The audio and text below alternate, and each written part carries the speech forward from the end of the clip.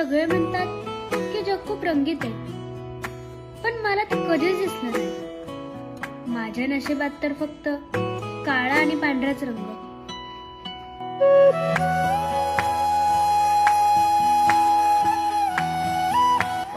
अरे ही पोरगी बघ ना, हिला नीट काही दिसत नाही तरी आले एवढा मेकअप करून.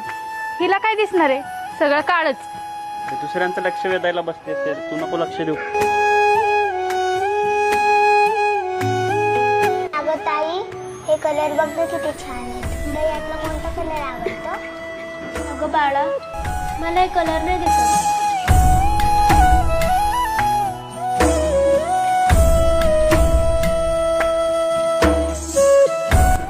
काय ग म्हणू, काय झालं, काय रडतीस तू?